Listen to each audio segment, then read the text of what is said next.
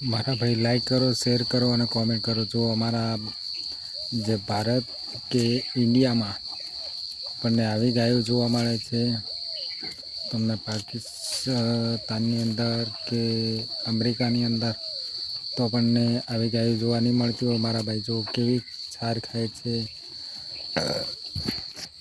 ભેંસ છે મારા ભાઈ, પેલી પાડીએ પેલી ગાય છે, આપણને આખલું છે.